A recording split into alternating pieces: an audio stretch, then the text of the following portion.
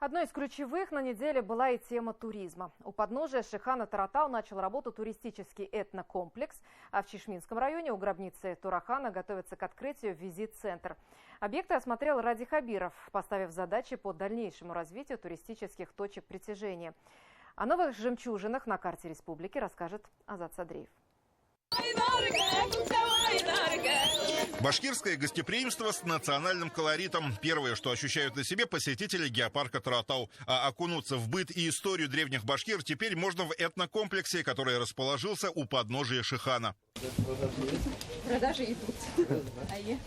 Уже келіп отвала вошла. Серьезно? Да. Сегодня только начали работать уже. Сегодня первый день. Первыми посетителями этнокомплекса стали участники проекта «Башкирское долголетие». Немало среди гостей было и обычных туристов. Среди них юная уфимка Айсель Гореева. Вместе с семьей она любит путешествовать по Башкортостану. Поездка на Таратау стала для нее дебютной. Сегодня первый раз приехала. Мне понравилась гора, она очень красивая и высокая. А раньше что-нибудь слышала про Таратау? Да. Что слышала, что тебе рассказывал, кто рассказывал? Я искала в интернете.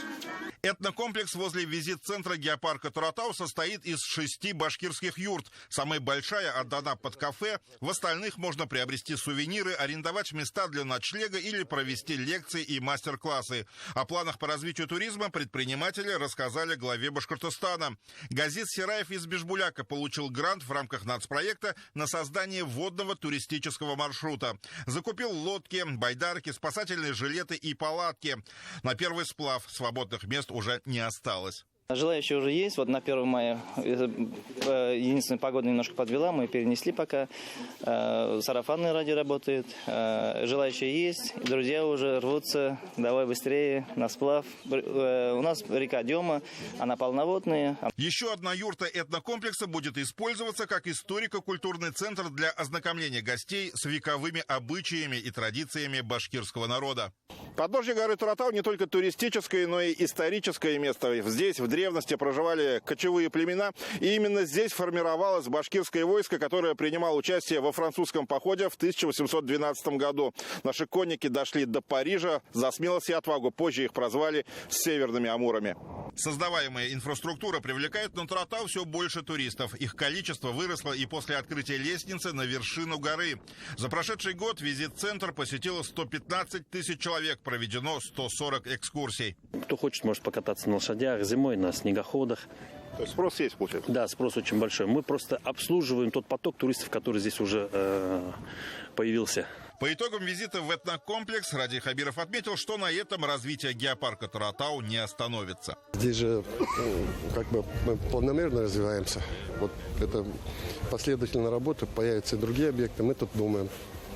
В конце концов, в филиале нашего геологического музея надо подумать, как его сделать. Потому что у нас очень много интересных объектов, которые находятся в запасниках, надо выставлять людям. А в Чишминском районе совсем скоро туристы смогут попасть в прошлое. 6 июля состоится открытие визит-центра Евразийского музея кочевых цивилизаций. Это самый первый объект создаваемого историко-культурного комплекса, который должен стать центром притяжения для гостей со всего мира. Здесь будет современный визит-центр с кафе, с конференц-залом небольшим, с хорошей автостоянкой. Также здесь предусмотрена небольшая историческая экспозиция, которая объясняет суть этого места, его историческое прошлое, ну и все, что интересует наших посетителей. Здание визит-центра общей площадью 600 квадратных метров построено, остаются отделочные работы. Продолжается обустройство прилегающей территории. Уже оборудовали пешеходную тропу, которая соединит визит-центр с главной исторической достопримечательностью этой местности – мавзолеем Турахана. Объект, датируемый золото-ордынским периодом, по сути и стал основополагающим фактором при выборе места строительства музейного комплекса. Это будет не только туристический, но и просветительский, общественный, научный центр, отметил Ради Хабиров. Позже здесь должны появиться спа-отель «Кочевник», этнодеревня, центр башкирской лошади и другие объекты. Безусловно, мы делаем это в том числе для того, чтобы открыть это место для туристов. Я уже много раз говорил, к туризму мы относимся в том числе как все-таки к важной составляющей экономической, чтобы люди зарабатывали, чтобы экономика двигалась. Мы 6 июля откроем уже визит-центр. Визит-центр, видите, он сам как большой музей, 600 квадратных метров. Там будет определенная экспозиция, там будет размещен Коран Османа. И, значит, там же будет еще православная реликвия, которую мы объявим вот на Китабайраме, пока в секрете держу. Этим летом свои двери для туристов распахнет еще один новый объект – историко-культурный парк Салават-Ере, который разместится в Салаватском районе. Территория, как ожидается, поможет вдохнуть жизнь в муниципалитет, сделав его точкой притяжения.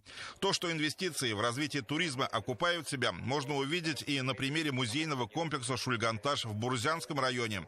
В прошлом году Башкортостан выбрали местом отдыха более 2 миллионов жителей России.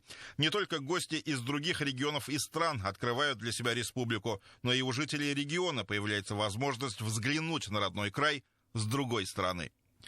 Азат Садреев, Руслан Батыргареев, Равиль Рахимзянов, Виктор Демидов. Итоги недели.